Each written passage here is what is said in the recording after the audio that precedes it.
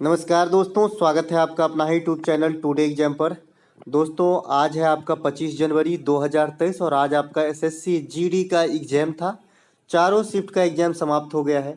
चारों शिफ्ट के एग्ज़ाम में जीके और हिंदी के सेक्शन से जो भी प्रश्न पूछे गए हैं सभी प्रश्नों को लेकर आ गया हूँ विथ एक्स्ट्रा फैक्ट। जैसा कि आप जानते हैं जो एक्स्ट्रा फैक्ट होता है उसकी मैं 90% गारंटी लेता हूं कि एग्जाम में क्वेश्चन जो है यहां से आपको मिलती है। 10% तो कुछ कहा नहीं जा सकता क्योंकि कॉम्पिटिटिव एग्जाम लाइक जुआ है। ठीक है, चलते हैं, शुरू करते हैं आज का ये वीडियो। यहाँ पे आपको 75 प्रश्न देखने को मिलेगा कम से कम, और उससे 4 गुने जो है आपके एक्स्ट्रा फैक्ट। तो कुल मिला के जो है आधे घंटे के अंदर आप 400 से अधिक प्रश्नों को जो है रिवीजन करेंगे। तो ये एक अच्छी क्लास आपके लिए होगी। अगर अच्छा लग जाए तो लाइक कर लीजिएगा, और पहली बार अगर चैनल पे विजिट कर रहे हैं तो संपूर्ण एग्जाम के एनालिसिस साथ ही साथ किसी भी एग्जाम की जीके जीएस की सटीक तैयारी के लिए आप हमारे चैनल को सब्सक्राइब कर सकते हैं। और पीडीएफ के लिए टुडे एग्जाम जो हमारा टेलीग्राम चैनल है उसे भी ज्वाइन कर सकते हैं। एक प्रश्न पूछा गया था बीसीसीआई के प्रथम अध्यक्ष कौन थे। देखिए, बीसीसीआई भारतीय क्रिकेट कंट्रोल बोर्ड के प्रथम अध्यक्ष जो है आर ग्रांट गोवन है। एक इंटरनेशनल लेवल पे जो है आपका बीसीसीआई है, एक आईसीसी होता है, इंटरनेशनल क्रिकेट जो है काउंसिल। इसके वर्तमान में जो अध्यक्ष हैं ये है आपका जॉर्ज बर्कले। कौन है? जॉर्ज बर्कले हैं। इसके कार्यकाल को बढ़ा दिया गया है। इसका कार्यकाल 2022 में ही समाप्त हो रहा था, लेकिन कार्यकाल को बढ़ा दिया गया है। जॉर्ज बर्कले कौन से देश से ताल्लुक रखते हैं? तो ये न्यूजीलैंड से रखते हैं, जो वर्तमान में आईसीसी के जो है अध्यक्ष हैं। बीसीसीआई के अध्यक्ष प्रथम थे आर ग्रेंट गोवन, और जो वर्तमान में बीसीसीआई के अध्यक्ष हैं ये आपका रोजर बिन्नी हो जाएगा। जो अभी करंट के क्वेश्चन है, कुछ ही दिन पहले रोजर बिन्नी साहब जो है चार्ज संभाले हैं और ये स्थान लिए हैं आपके 39वें अध्यक्ष सौरव गांगुली साहब का। तो सौरव गांगुली साहब 39वें थे, रोजर बिन्नी साहब 40वें होंगे। राहुल जौहरी जो है बीसीसीआई के प्रथम सीईओ बने थे। ठीक है, इस प्रकार से। और आईसीसी का अध्यक्ष आपका जॉर्ज बर्कले अभी वर्तमान में विद्यमान है। इसके अलावा आप लोग मुझे कमेंट करके बताएंगे कि वर्तमान में नीति आयोग के सीईओ कौन है। ठीक है, क्योंकि मैं कितने बार बताया हूं ये मुझे खुद ही स्मरण नहीं है। अगला प्रश्न पूछा गया था, राज्यपाल पूछा गया था आपका आंध्र प्रदेश का। देखिए, आज चारों शिफ्ट में सिर्फ एक ही बार गवर्नर पूछा गया। ठीक है, और लास्ट शिफ्ट में जम्मू कश्मीर का जो है आपका प्रशासक पूछा गया था शायद। ठीक है, देख लेते हैं। तो ये आपका विश्व भूषण हरिश्चंद्रन जो है ये आपका आंध्र प्रदेश का राज्यपाल है। ठीक है, आंध्र प्रदेश का राज्यपाल कौन है? विश्व भूषण हरिश्चंद्रन। कलिंग अवार्ड जो आपका उड़ीसा का सरकार देते हैं, इन्हीं को दिया गया था आपका 2022 के दरमियान। ठीक है, तो ये बात भी ध्यान रखेंगे, कलिंग अवार्ड किसे दिया गया था? तो विश्व भूषण हरिश्चंद्रन को दिया गया था। एक प्रश्न पूछा गया था कि 5वीं पंचवर्षीय योजना का लक्ष्य क्या है। देखिए, मैं जानबूझ के यहाँ आंसर नहीं रखा हूँ, एक आपको पेपर कटिंग यहाँ पे देखने को मिलेगा। ये देखिए, इस प्रकार का जो है 5 ईयर प्लान पे एक होल वीडियो आप लोगों के ही फरमाइश पे बनाया था। आप लोगों के फरमाइश पे नृत्य एवं जो भी त्योहार होते हैं वो बनाया है। इसके आप लोगों के ही फरमाइश पे जो है करेंट अफेयर का गवर्नर और सीएम बनाया है। खेल से संबंधित सभी प्रश्नों का जो है एक करंट अफेयर बनाया है। इससे बाहर कभी आई तो बता देना, लेकिन आप लोग देखते ही नहीं हो। जो मैं पार्टिकुलर वीडियो बनाता हूँ कोई व्यू नहीं आती है। तो आप लोग देखो ताकि मैं भी मोटिवेट रहूँ और आपके लिए और अच्छा काम कर सकूँ, अच्छा और कंटेंट ला सकूँ और मेहनत करूँ। तो ये जो 5वीं पंचवर्षीय योजना का लक्ष्य था, उद्देश्य था, ये था गरीबी उन्मूलन तथा आत्मनिर्भरता। गरीबी उन्मूलन के साथ साथ आत्मनिर्भरता को बढ़ावा देना, ये 5वीं पंचवर्षीय योजना का लक्ष्य था। इसमें पूछा जाता है कि भाई गरीबी उन्मूलन का नारा कब दिया गया? तो 5वीं पंचवर्षीय योजना में दिया गया। इसके अलावा इस योजना में जो है कृषि उद्योग इस सब को दोनों को बढ़ावा दिया गया था। तीसरा पंचवर्षीय योजना, इसमें भी कृषि प्लस उद्योग दोनों को बढ़ावा दिया गया था। ठीक है, ये बात दोनों ध्यान रखेंगे, दोनों में सेम रहा गया, लेकिन इसका उद्देश्य है गरीबी उन्मूलन के साथ साथ आत्मनिर्भरता।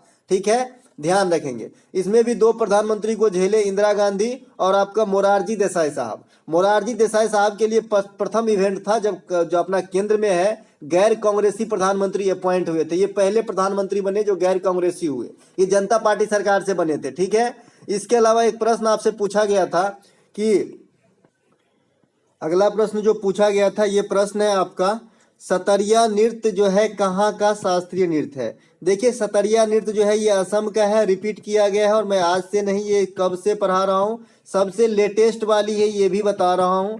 ठीक है, सबसे लेटेस्ट वाली जो है आपका शास्त्रीय नृत्य, इसी को दर्जा दिया गया है। इन शुरू करने का श्रेय जो है ये वैष्णव संत शंकर देव को दिया जाता है, शंकर देव को। इसी प्रकार से अगर आपको भरतनाट्यम का जो है शुरूकर्ता किसे माना जाता है, कहाँ से लिया गया है भरतनाट्यम, अगर ऐसा पूछ लिया जाए तो नाट्य शास्त्र किताब है, एक नाम है नाट्य शास्त्र, इसके लेखक हैं भरत मुनि। यहाँ से आपका भरतनाट्यम प्रेरित है, जो आपका कहाँ का है, तमिलनाडु का है। ठीक है, शास्त्रीय नृत्य कितने हैं, तो शास्त्रीय नृत्य आपके हैं 8। ये 8 कौन कौन से हैं जरा देख लेते हैं। याद कैसे रखेंगे, आपको याद रखना जो है 100% अनिवार्य है।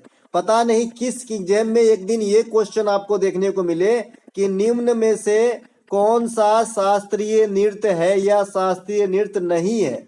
जैसे आज 2 शिफ्ट में छत्तीसगढ़ के 3 नृत्य और एक अन्य स्टेट का देके पूछा गया कि कौन सा नृत्य छत्तीसगढ़ का नहीं है। तो आपको हमेशा अपने आगामी दिनों के लिए तैयार रहना चाहिए, एग्जामिनर के हिसाब से आपको भी सोचना चाहिए।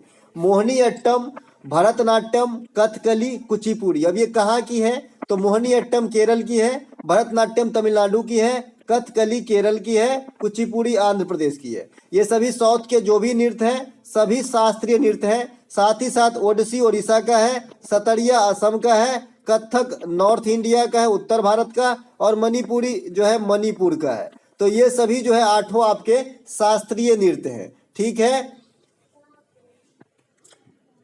इसके अलावा आपको एक चीज और ध्यान में रखना चाहिए कि जो शास्त्रीय भाषा है ये कितने हैं, तो ये 6 हैं। ये कैसे याद रखेंगे, तो साउथ के जो भी भाषा है, शास्त्रीय भाषा के अंतर्गत साउथ के जो भी भाषा है सभी भाषा को शास्त्रीय भाषा का दर्जा प्राप्त है। जैसे तमिल कहाँ बोला जाता है, आपके एग्जाम का आया हुआ क्वेश्चन है, तमिल जो है कहाँ बोला जाता है, क्योंकि तमिल और तेलुगु में अच्छे एग्जाम मतलब जो बच्चे हैं कंफ्यूज कर जाते हैं। तो तमिल आपका तमिलनाडु, तेलुगु आपका आंध्र प्रदेश प्लस तेलंगाना, और ठीक है। इसके अलावा जो कन्नड़ है ये आपका कर्नाटक के अंदर बोला जाता है।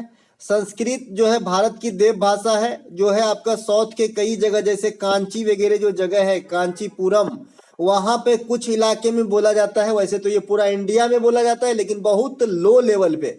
आई थिंक इसे बढ़ावा देना चाहिए, ये भारत की देव भाषा है।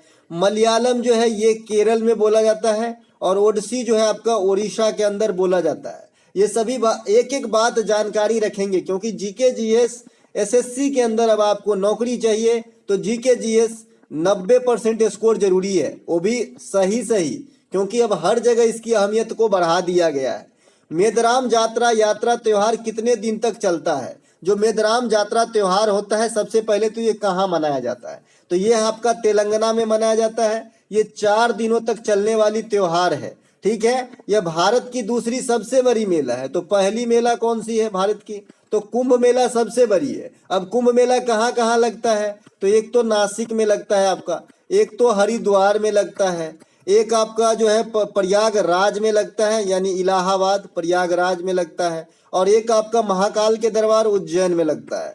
तो इतने जगह जो है आपका कुंभ मेला लगता है। ठीक है, इन मेलाओं के बाद जो है सबसे बड़ा मेला माना गया है मेदराम यात्रा मेला को, जो तेलंगाना में 4 दिनों तक चलाई जाती है। यहाँ तक कि सरकार बजट में इसके लिए राशि भी अलग कर लेते हैं तेलंगाना का सरकार। तो आप समझ सकते हैं कि किस पैमाने का मेला होता होगा ये।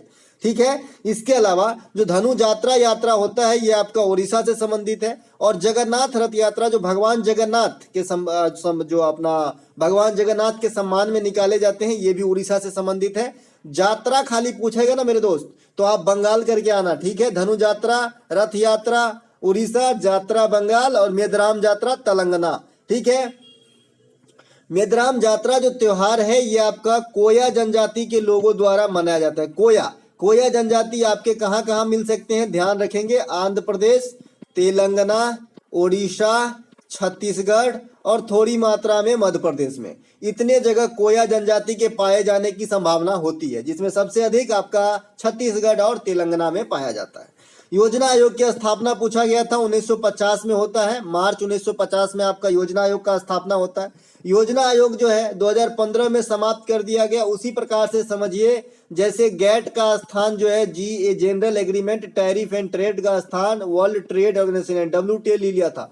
कब लिया था? 1995 में। गेट की स्थापना 1948 में हुआ था और इसकी जगह जो है 1995 में WTO ले लिया। और WTO का मुख्यालय जो है आपका जेनेवा के अंदर है, ध्यान रखेंगे। उसी प्रकार से जो योजना आयोग का स्थान है आपका नीति आयोग ले लिया है। कौन ले लिया है? नीति आयोग ले लिया है, ठीक है।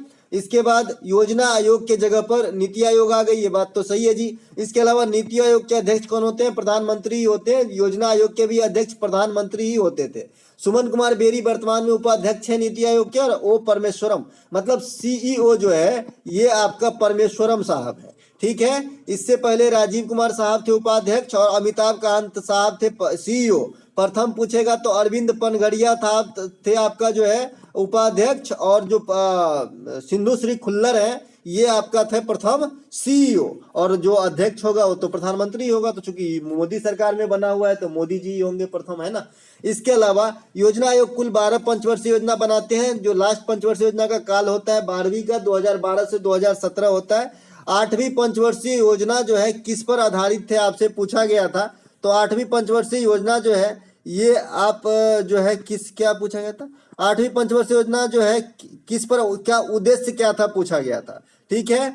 यहाँ पे जो मैं आप लोगों को पंचवर्षीय योजना का वीडियो दिया हूँ उसमें से अगर आप लोग थोड़ा भी देखे होंगे तो मुझे कमेंट करके बताएंगे। साथ ही साथ ये बताएंगे कि इस पंचवर्षीय योजना में क्यों डिले हुआ था, ठीक है। क्योंकि जो है कांग्रेस की सरकार थी, फिर जनता पार्टी की सरकार आई, फिर कांग्रेस की आई। तो इसी पंचवर्षीय योजना के दौरान जो 2 बार था पलट हो गई। तो एक बार जो पंचवर्षीय योजना बचा तो बीजेपी जनता की पार्टी की सरकार आई तो 1 साल घटा दिया, और फिर कांग्रेस की सरकार आई तो 1 साल बढ़ा दिया। तो कुल मिला के 5 साल का ही रहा, एक बार घटा -1 +1, ठीक है। तो इस प्रकार से इस पंचवर्षीय योजना में चला था। तो आप लोग मुझे इसका लक्ष्य बताएंगे, ठीक है। अनुच्छेद 76 का संबंध किससे पूछा गया था? तो भारत के महान्यायवादी की नियुक्ति से। कौन करता है जी? प्रेसिडेंट करता है। कौन करता है? प्रेसिडेंट करता है। भारत की महान्यायवादी जो है अटॉर्नी जनरल ऑफ इंडिया, ये भारत सरकार के सबसे बड़े कानूनी अधिकारी होते हैं। वर्तमान में कौन है? रमनी साहब, रमनी, ठीक है। इसके अलावा वर्तमान में भारत के महान्यायवादी जो है ये रमनी साहब है। इसके अलावा महान्यायवादी के बारे में एक और चीज समझ लीजिए। महान्यायवादी साहब जो है अटॉर्नी जनरल ऑफ इंडिया, ये संसद के कार्यवाही में भाग तो लेते हैं लेकिन वोटिंग नहीं कर सकते, ठीक है। तो ये बात विशेष रूप से ध्यान रखेंगे। इसके अलावा अगर राज्य स्तर पे आपको सबसे बड़ा कानूनी अधिकारी की बात कोई कहता है तो क्या होता है? Advocate general. एडवोकेट जनरल जो है ये राज्य स्तर पे सबसे बड़े कानूनी अधिकारी होते हैं, जैसे केंद्र स्तर पे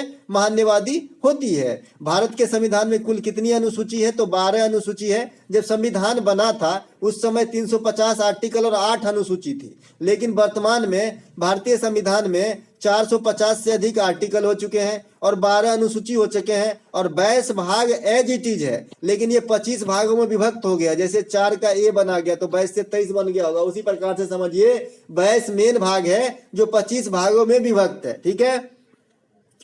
इसके अलावा फुटबॉल के ग्राउंड में दोनों गोल पोस्ट के बीच की दूरी पूछा गया था। तो गोल पोस्ट की बीच की दूरी जो है ये 16.5 मीटर हो सकता है या 18 यार्ड, इसे ही कहते हैं। अगर फुटबॉल मैदान की पूरी लंबाई पूछ ले तो पूरा इसका डाया जो होता है 100 से 110 मीटर की श्रेणी में होती है इंटरनेशनल मैच के लिए, ठीक है।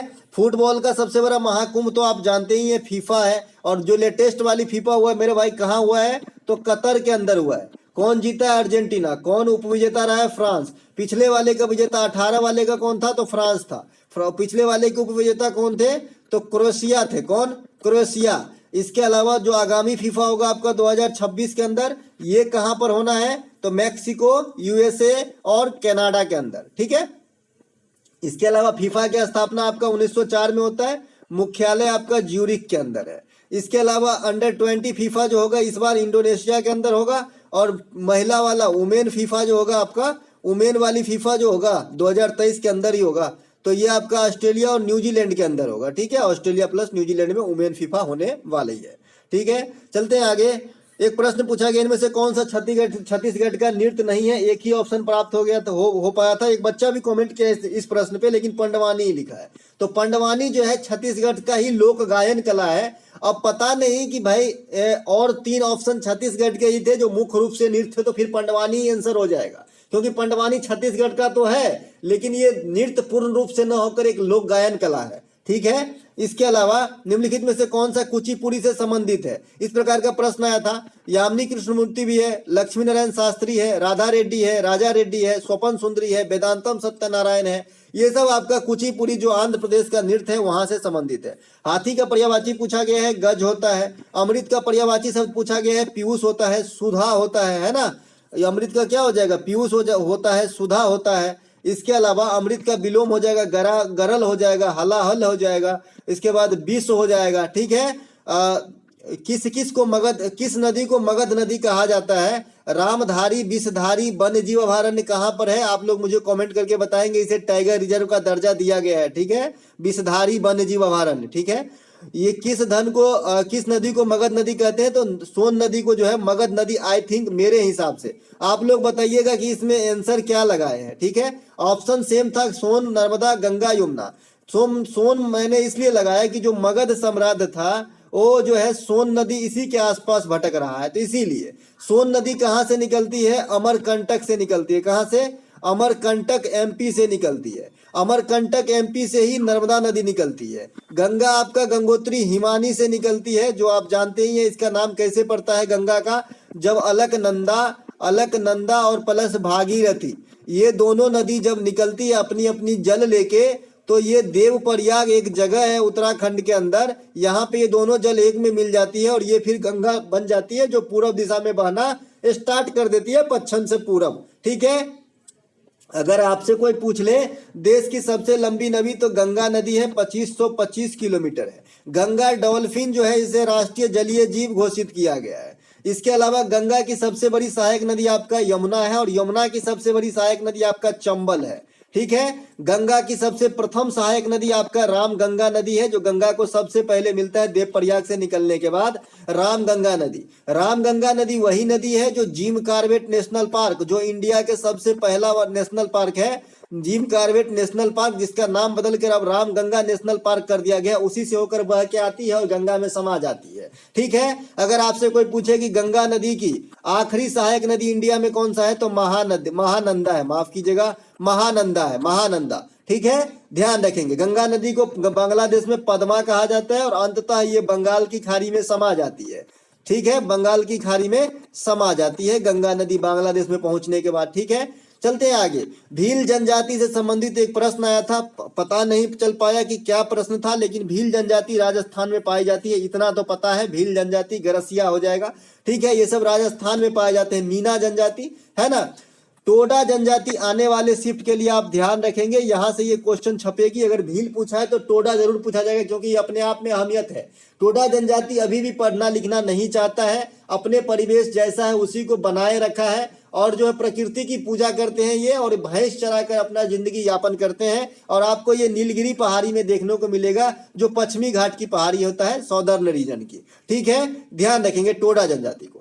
दोस्तों अगर अच्छा लग रहा हो तो लाइक कर लीजिएगा। दोस्तों देखिए गला छिल जाती है बोल बोल के, ठीक है, और आप लोग एक अंगूठा से लाइक नहीं कर सकते, तो इसमें तो अब मैं कुछ नहीं कर सकता। त्रिपुरा विधानसभा उपचुनाव 2022 में किसने जीता, तो ये आपका 2 सीट जो है बीजेपी और 1 सीट जो है कांग्रेस को मिला था। मानिक साहा भी जीते थे, ठीक है। इसके अलावा अभी मानिक साहा ही वहीं के सीएम है त्रिपुरा का, ये बात भी ध्यान रखेंगे। ओलंपिक में व्यक्तिगत रूप से पदक जीतने वाली प्रथम महिला ये कर्णव मल्लेश्वरी है, भारोत्तोलन में जीती थी, कांस्य पदक जीती थी। अगर व्यक्तिगत रूप से स्वर्ण पदक की बात करेंगे, व्यक्तिगत रूप से खाली पदक बोलेगा तो कर्णव मल्लेश्वरी, स्वर्ण पदक बोलेंगे ना तो अभिनव बिंद्रा, ये 2008 में बीजिंग ओलंपिक में 10 मीटर राइफल शूटिंग में जीता था, ठीक है। इसके बाद जो व्यक्तिगत रूप से सेकेंड गोल्ड आया, ये आपका नीरज चोपड़ा के द्वारा आया, ठीक है। ओलंपिक में भारत को अब तक 10 गो गोल्डे मिला है, एगो अभिनव बिंद्रा के द्वारा, एगो आपका नीरज चोपड़ा के द्वारा, और 8 गो जो है हॉकी टीम जीता है, ठीक है। तो इतना बात ध्यान रखेंगे, 200 गोल्ड का हिसाब किताब लग गया, ठीक है। एक प्रश्न पूछा गया था कि जो पहले कभी नहीं हुआ हो उसके लिए एक शब्द क्या होता है, तो देखिए दोस्तों, जो पहले कभी नहीं हुआ है उसके लिए एक शब्द है अभूतपूर्व, अनोखा, है ना। एक प्रश्न आपसे पूछा गया था, ओलंपिक 2020 के उद्घाटन समारोह में ध्वजवाहक थे एमसी मैरी कॉम और मनप्रीत सिंह। मैरी कॉम जो है आपका बॉक्सर है, प्रियंका चोपड़ा इस पे पिक्चर बना चुकी है इनके बायोपिक पे, और मनप्रीत सिंह जो है इंडियन हॉकी टीम के कैप्टन रहे हैं। बजरंग पुनिया समापन समारोह के जो है ध्वजवाहक थे। टोक्यो ओलंपिक में भारत ने 7 पदक प्राप्त किया। भारत का 48वां स्थान यहाँ पे रहा। एकमात्र गोल्ड नीरज चोपड़ा भाला फेंक में जीता। ओलंपिक की शुरुआत 1896 में होती है। 1900 के पेरिस ओलंपिक से भारत भाग लेता है और 2024 में जो ओलंपिक होगा ये भी आपका पेरिस में ही होगा। 2028 में जो होगा लॉस एंजलिस में होगा। 2032 में जो होगा ब्रिस्बेन में होगा। तो इस प्रकार से ध्यान रखेंगे। देखिए इन भाई को बहुत बहुत धन्यवाद। इनका नाम है मोहम्मद मुसीर तुर्की। देखिए इन्होंने भाई जो है ये पूरा ओरिजिनल क्वेश्चन भेजा था जो मैं 4th शिफ्ट में लेकर आया था। इस भाई को धन्यवाद, सोचा इनको इंक्लूड कर लूं, है ना। तो ये जो है प्रश्न पूछे भेजा गया था, मैं सारा प्रश्न लिख लिया हूँ एक्सेप्ट जो है आपका जो 6ठा और 7वां प्रश्न नहीं लिखा हूं। देखिए सरकार जनता को सब्सिडी ... के लिए देती है। ऑप्शन था कल्याण और घनत्व। तो यहाँ पे कल्याण, इन दोनों ऑप्शन में से मैं कल्याण के साथ जाऊंगा। ठीक है, कल्याण के लिए सब्सिडी देती है। ठीक है, घनत्व के लिए नहीं देती है। जम्मू कश्मीर के 2022 में चीफ जस्टिस कौन है? जम्मू कश्मीर के 2022 में चीफ जस्टिस जो है ये कोई कोटेश्वर सिंह है। कोटेश्वर सिंह जो है आपका जम्मू कश्मीर के 2022 में चीफ जस्टिस है, जैसा मुझे स्मरण हो रहा है। आप लोग इसे एक बार चेक कर लें कि कोटेश्वर सिंह ही है या फिर दूसरा है। जम्मू कश्मीर का जो प्रशासक है वो मनोज सिन्हा है ना, मनोज सिन्हा है। तो ये बात भी ध्यान रखेंगे। उसके बाद माथुर साहब जो है आपका लद्दाख का प्रशासक है, तो ये दोनों भी ध्यान रखेंगे। लद्दाख का प्रशासक जो है माथुर है, राधे कृष्ण माथुर है, और राधे कृष्ण या रामकृष्ण माथुर है, लेकिन माथुर है। और मनोज सिन्हा जो है आपका प्रशासक है जम्मू कश्मीर का, क्योंकि दोनों यूनिट टेरिटरी है। और कोटेश्वर सिंह जो है वहां के हाई कोर्ट के चीफ जस्टिस है शायद, उसे एक बार आप लोग कंफर्म कर लीजिएगा। ठीक है, रामपुर विधानसभा उपचुनाव में किसकी जीत हुई थी? तो आकाश सक्सेना की जीत हुई थी। इसके अलावा एक प्रश्न यहाँ पे, किस केंद्र शासित प्रदेश की साक्षरता दर सबसे अधिक है? तो लक्षद्वीप की है। न्यूनतम साक्षरता दर दादर नगर हवेली की है। दादर नगर हवेली और दमन एवं दीव को मिला के एक ही केंद्र शासित प्रदेश दमन बनाया गया है। ठीक है, अटल पेंशन योजना में उम्र की सीमा क्या होती है? तो 1840 वर्ष होती है, और ये 2015 में अटल बिहारी के नाम पे चालू किया गया था। ठीक है, लक्षद्वीप की राजधानी कावारती है जी, यहाँ पे दिवेही भाषा बोली जाती है, ये बात भी ध्यान रखेंगे। इसके अलावा विष्णु को किस नाम से जानते हैं? यानी पर्यायवाची आपसे इनडायरेक्टली पूछ रहा था। तो विष्णु को, जो भगवान विष्णु को पीताम्बर भी कहा जाता है। ठीक है, तो पीताम्बर हो जाएगा। दिगंबर भी हो सकता है, क्योंकि दिगंबर जो है या आप जगदीश भी कह सकते हैं। तो ये भगवान विष्णु के ही नाम है, क्योंकि जो कृष्ण रूप है वो भी विष्णु जी ही है। तो इनके जो नाम होंगे इनको भी कहा जा सकता है। साइनो हम ऐसे ही पढ़ते हैं। एवोगाड्रो संख्या आपसे पूछा गया था, तो आपका क्या होता है? एवोगाड्रो संख्या पूछा नहीं गया था। एवोगाड्रो संख्या में जो ऊपर में मान होती है ना, वो आपसे पूछा गया था। तो 10 के पावर 23 जो होता है लास्ट में होता है। ठीक है, 6023 गुने 10 टू पावर 23 होता है आपका, है ना। ऐसा एवोगाड्रो संख्या का मान होता है। इसका जो होता है आपका 10 के पावर 23 पावर होता है 6.023 गुने 10 के पावर 23। निम्नलिखित में से कौन सा नृत्य छत्तीसगढ़ का नहीं है? फिर से आपसे पूछा गया। इसमें मुझे रौत नाचा और सुआ मिला था। दोनों ऑप्शन जो है सही है, दोनों छत्तीसगढ़ के ही नृत्य है। रौत नाचा है, सुआ है, पंडवानी लोक कला जो है ये भी छत्तीसगढ़ के ही है। बीच में टांग अड़ाना मुहावरे का सही अर्थ होता है काम बिगाड़ना। हठ धर्मी पे उतर जाना, बीच में टांग अड़ाना, कोई बनी बनाई काम को बिगाड़ने में लग जाना, कोई काम नहीं होने देना। 2018 के एशियन गेम्स की शुरुआती दिन में ध्वजवाहक कौन थे? आज ध्वजवाहक से देखिए 2 क्वेश्चन पूछा गया। टोक्यो से भी ध्वजवाहक पूछा गया, और आपका 2018 के जो एशियन गेम हुआ था उसके भी ध्वजवाहक पूछे गए। तो 2018 के एशियन गेम में समापन समारोह के जो ध्वजवाहक थे, समापन लिखना यहाँ पे, समापन। ठीक है, ये शुरुआती नहीं है, समापन है। तो ये जो है रानी रामपाल थे। ठीक है, रानी रामपाल जो है हॉकी की महिला कप्तान है। तो ये समापन समारोह की जो है ध्वजवाहक थी 2018 के एशियन गेम्स की। अगर आपसे कोई पूछ ले कि एशियन गेम्स की शुरुआत कब होती है, तो 1951 नई दिल्ली से होती है। ठीक है, उद्घाटन समारोह में जो ध्वजवाहक थे ना, ये आपका नीरज चोपड़ा थे, जो भाला फेंक से संबंधित है। और ये टोक्यो ओलंपिक के बाद तो ऐसा हीरो बना जिसे इसे गोल्डन बॉय भी कहा जाता है, ध्यान रखेंगे। दुरस्त का विलोम शब्द क्या होता है? बिगाड़ना। दुरस्त करना, बिगाड़ना, बनाना, बिगाड़ना। कोशिका जो है लवक में कहाँ पाया जाता है? तो कोशिका जो है ये आपका कोशिका द्रव जो चिपचिपा पदार्थ होता है उसी में पाया जाता है। ठीक है, एक प्रश्न आपसे पूछा गया था कि जो है पूना पैक्टिया गांधी अंबेडकर समझौता कब हुआ था? देखिए 1932 में हुआ था। क्यों हुआ था समझा चुके हैं। जो रैमजे मैकडोनाल्ड आपका ब्रिटिश पीएम था उस समय का, जो तीनों गोलमेज सम्मेलन 1930, 1931 और 1932, इन तीनों के दौरान जो है पीएम कौन रहे थे? Ramsay MacDonald. तो इन्होंने सोचा कि भाई इंडिया पे तो बहुत दिन तक राज करनी है, तो यहाँ पहले ही हम सांप्रदायिक चुनाव लगा दिए हैं कि मुस्लिम समुदाय के लोग अलग जो है चुनाव करेंगे, हिंदू समुदाय के लोग अलग जो है चुनाव करेंगे। इन्होंने सोचा कि क्यों ना बांट दिया जाए कि भाई जो है यूआर अलग चुनाव करेंगे, ओबीसी अलग चुनाव करेंगे, एससी अलग चुनाव करेंगे और एसटी अलग चुनाव करेंगे। तो ये सोचा कि ऐसा कर देंगे तो और लंबा खींच सकते हैं, सबको बाइफरकेट कर देंगे। लेकिन गांधी जी इसके लिए राजी नहीं हुए। फिर जो है जो नेता थे आपके दलितों का कौन? भीमराव अंबेडकर साहब, उनसे जा मिले पूना में और एक समझौता होती है। इसमें जो है आपको और भी कुछ आरक्षण वगैरह की बात हुई, इनको छूट दिया गया और जो है इस तरीके का जो बात है उसे खारिज किया गया और रैमजे मैकडोनाल्ड की बात नहीं मानी गई। यही थी आपकी पूना समझौता, पूना पैक्ट। ठीक है। किस वर्ष भारत की जीडीपी सबसे अधिक गिर गई? तो 2020-21 में जो है भारत की जीडीपी सबसे अधिक गिर गई। गिरते गिरते जो है ये 39% तक गिर गई।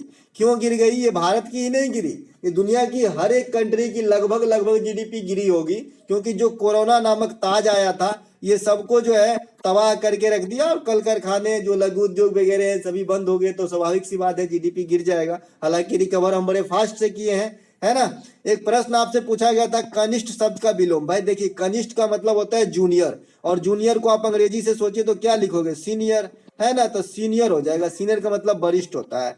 तो दोस्तों ये था आपका आज जो है 25 तारीख के चारों शिफ्ट में पूछे गए सभी प्रश्नों का गहन एनालिसिस। अगर आपको अच्छा लगा हो तो लाइक कर लीजिएगा। इसमें जो है मैं आपको बता दूं एक शिफ्ट की क्वेश्चन जो है मेरे से पीडीएफ ही डिलीट हो गया मेरे भाई।